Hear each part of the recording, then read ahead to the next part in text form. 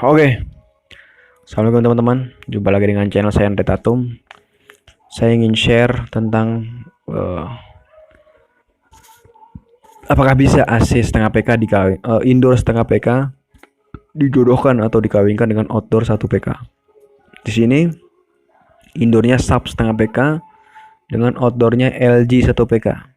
Apakah bisa dijodohkan? Ingat teman-teman, ini adalah ilmu teknik. Nggak bisa buru-buru teman-teman ya. Saya harap teman-teman paham dengan apa ilmu yang saya share setiap harinya. Yang penting kuncinya jangan buru-buru, tenang dan teliti. Kalau teman-teman tenang dan teliti, nanti teman-teman bisa mengerjakan semua kasus-kasus dengan sempurna. Saya doakan agar teman-teman dimudahkan urusannya oleh Allah dan selalu dimudahkan rezekinya, selalu diperbanyakin rezekinya. Jangan lupa like dan subscribe-nya, nyalakan juga loncengnya. Jadi teman-teman tahu ilmu apa yang saya share setiap harinya. Mungkin cukup itu yang bisa saya sampaikan. Semoga bermanfaat. Saya Hidayat. Assalamualaikum warahmatullahi wabarakatuh. Oke. Langsung aja teman-teman ya. Ada sebuah pertanyaan di dalam grup saya. Jadi saya punya grup di sini. Di sini grupnya kurang lebih ada 400 orang di sini. Ada yang dari tukang AC, ada yang dari tukang kulkas, ada yang dari tukang sayur, ada yang tukang ojek, ada yang orang kantoran, ada yang apa namanya, semuanya barang ngumpul di sini teman-teman. Tujuannya cuma satu, mencari ilmu. Dan saya di sini mencoba untuk memberikan sedikit ilmu yang sudah saya pelajari di dalam grup ini. Jadi intinya lah berbagi ilmu dan mencari pahala. Di sini ada sebuah pertanyaan teman-teman tentang AC setengah PK, indoor sub setengah PK dikawinkan dengan outdoor LG 1 PK. Apa yang harus dilakukan gitu? Ini pertanyaan teman-teman. Biru lah. Dari nomor XXX ya, 7897. Dia bertanya, "Assalamualaikum Master, saya ada adik. Saya ada ketemu di rumah konsumen. Indoor dan outdoornya beda merek dan beda kapasitas. Kalau indoornya sub 1 PK, setengah PK, outdoornya LG 1 PK. Apa aman Master dan bisa berdampak apa dan bisa berdampak apa? Ya, Master tolong penjelasannya." Jadi kalau bicara AC, terus di sini teman-teman ya, setengah 1 PK ya. Ini animasinya ya, aduh kecil ya. Semoga ya teman-teman bisa lihat. Ini setengah.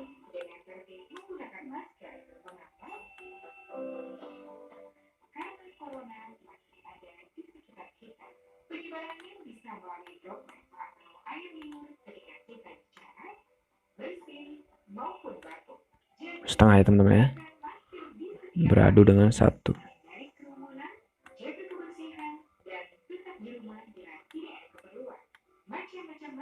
Kurang lebih seperti ini teman-teman ya, paham maksudnya ya? Jadi indoor dalamnya setengah PK, luarnya 1 PK. Pertanyaannya seperti ini, apakah bisa kita naikkan ini Mas Andre, jadi kita pasang gitu dengan indoornya setengah PK, outdoornya 1 PK? Jawaban saya adalah bisa teman-teman, namun tidak direkomendasikan. Karena apa? Ini bedanya jauh teman-teman.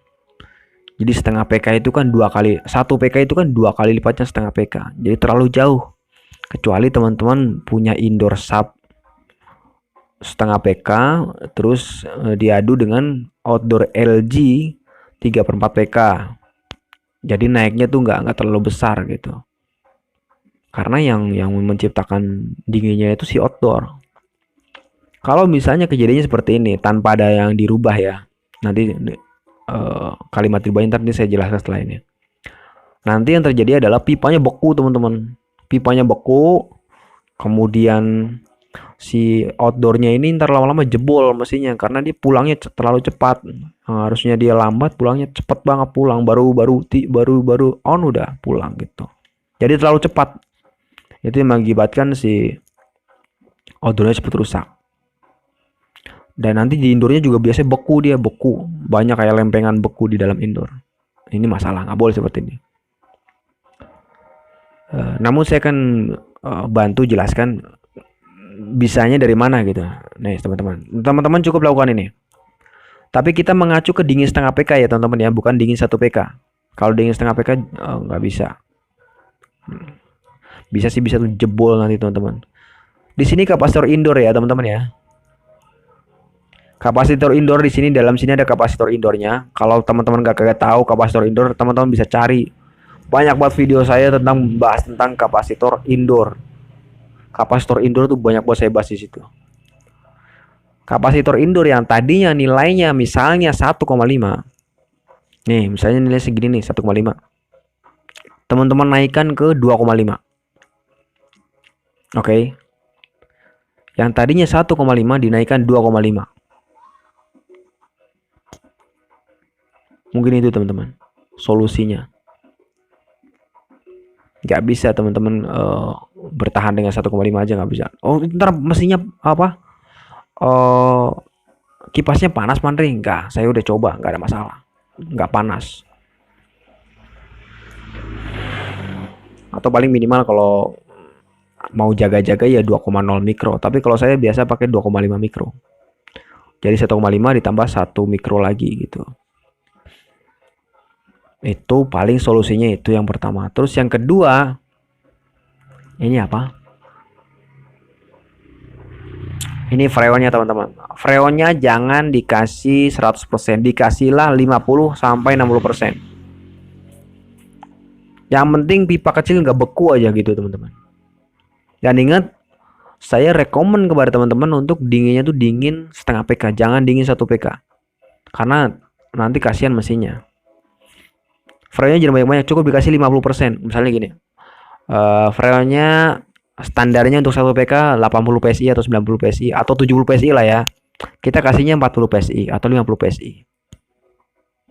Paham ya maksudnya ya? Kita kasihnya 40 PSI atau 50 PSI. Jadi jangan banyak-banyak. Yang penting beku yang di dalam pipa kecil, kan pipa kecil beku nih kalau proses pengisian freon itu hilang. Udah hilang doang. Udah itu udah cukup. Gak usah banyak-banyak. Kalau itu udah hilang, freonnya udah paham ya. Ini freonnya, kemudian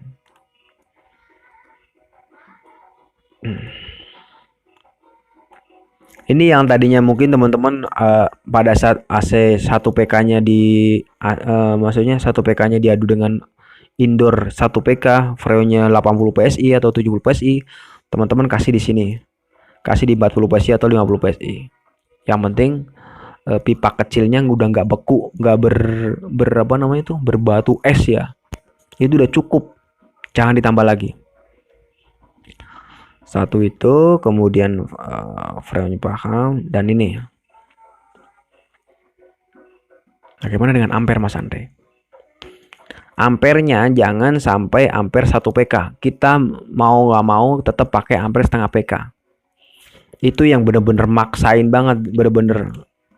Ya yang saya bilang tadi, ini memang bisa di indoor setengah PK dipasang ke indoor setengah PK sub, dipasang ke outdoor 1 PK LG. Memang bisa seperti itu. Tapi ya ini Pak cara yang paling mentok-mentoknya yang saya bisa share kepada teman-teman, yaitu ya mungkin nanti kedepannya akan update ilmu lagi karena ilmu itu kan banyak ya.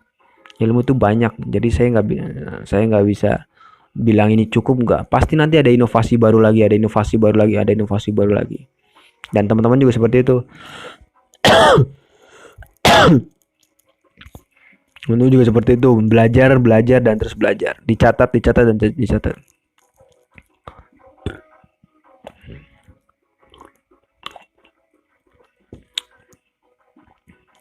Ampernya jangan melebihi dari ampere 1 ampere setengah PK.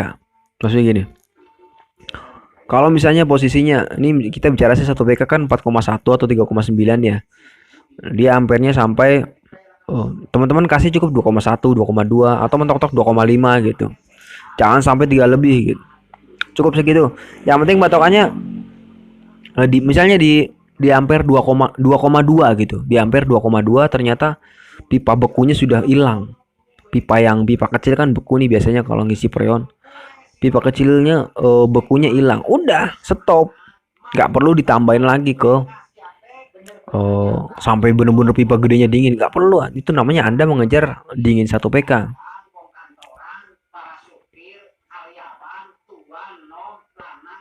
Mungkin itu teman-teman yang bisa saya sampaikan buat teman-teman. Jadi sesederhana itu ya, ampernya nggak usah banyak-banyak, cukup 50% dari ampere sebelumnya, kemudian freonnya juga demikian. Nggak perlu banyak-banyak, dan pastikan kondisi AC-nya bersih ya, indoornya bersih, outdoornya bersih. Jadi nanti aman, nggak ada masalah. Itu adalah pengalaman saya yang saya bisa share hari ini untuk teman-teman untuk membahas tentang indoor dan outdoor yang beda merek, beda pula kapasitornya. Jadi di sini indoor sub setengah PK dengan outdoor LG 1 PK. Apakah aman, Master? Saya bilang aman asalkan teman-teman menjalankan apa yang saya instruksikan tadi ya. Saya instruksikan tadi. Tapi nggak rekomen. Kalau bisa cari solusi lain. Tapi kalau nggak bisa juga seperti ini juga nggak masalah. Bisa tapi nggak rekomen. Seperti itu teman-teman. Saya doakan agar teman-teman bisa menyelesaikan kasus ini dengan sempurna, dengan tuntas. Saya kira assalamualaikum warahmatullahi wabarakatuh.